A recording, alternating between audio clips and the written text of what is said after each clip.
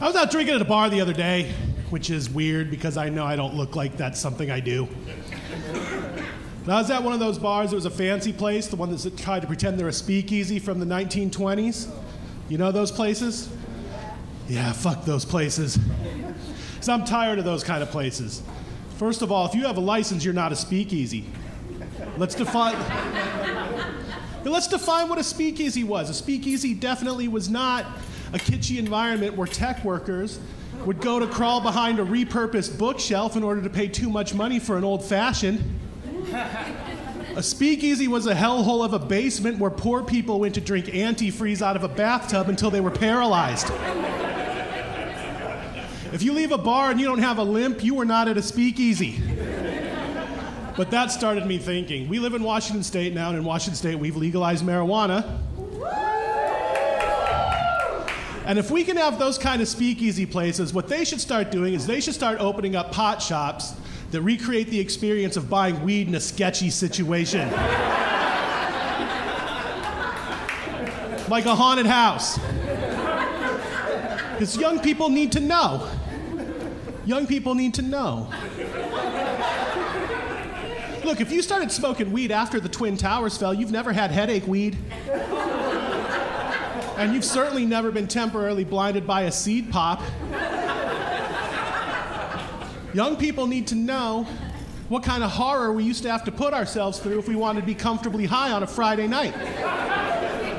Who remembers when your only choice was to ride around town on a city bus and hope you saw someone who looked guilty?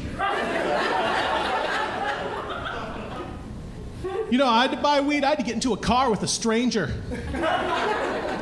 The one thing your parents tell you all your life to never do. And I did it a lot. I had to take a ride in a shit brown Ford LTD with a dude who looked like Charles Manson, who I met 10 minutes ago in the parking lot of a roller rink, just on the off chance that there was weed at the end of this story.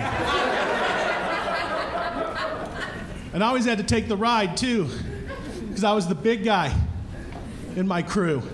They made me get in the car with them. I said, why me? And they said, well, Jason, what if you have to fight him? And I said, are you out of your fucking mind? Fight him? I cannot throw hands with this Vietnam-looking motherfucker.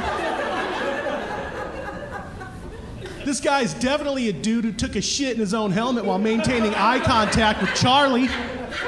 That's not a fight I'm gonna come out on the right side of.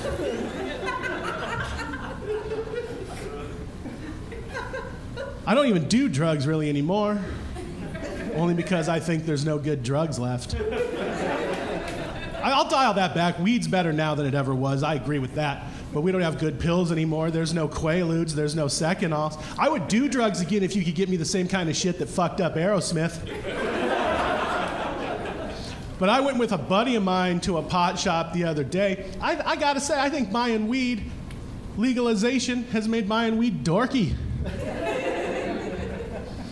Everybody in there was dressed like their clubhouse had just been bulldozed by real estate developers. There wasn't a decent pair of motorcycle boots in the place. Back when I used to buy weed, guys that sold you weed looked like Lemmy from Motorhead. Now they look like dudes who would be an extra in a Wes Anderson movie. One guy was wearing an orange sweatsuit. You shouldn't go into a room and know instinctively that you can beat up your drug dealer. And everybody there was buying a weird little Rubik's Cube with flashing lights and a mouthpiece to like smoke their weed. Is anybody left that knows how to smoke weed with a knife?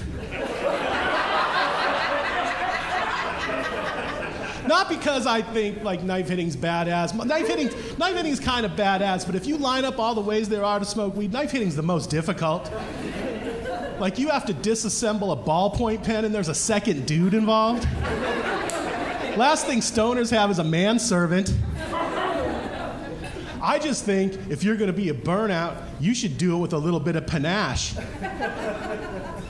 I like fancy ways of smoking weed. Besides, I think party stories are going to get weird now, too. I'm going to be at a party one of these days, and I'm going to turn to a kid next to me, and I'm going to say, man, one time I had to help push a Camaro out of a ditch so we could go buy weed from an Indian dude named Jer Bear. How about you? And that kid's going to go, I went to a clean and well-lit place of business. And I bought Alaska Thunderfuck with my mom's Visa card.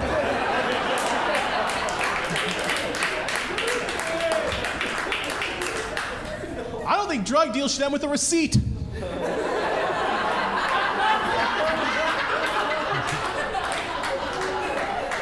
I think they should end with you having to run away.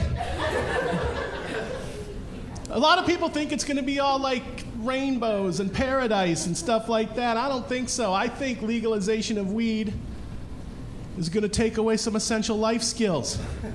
The fight or flight response is going to be gone. Because in the future, we're going to be a society of amorphous blobs floating around on those fatso chairs from Wall-E and doing dabs. And we're going to say to each other, however did it come to this? And we're going to go, oh, right. This is because we no longer had to know how to jump over a fence to get away from a guy with a teardrop tattoo and a butterfly knife.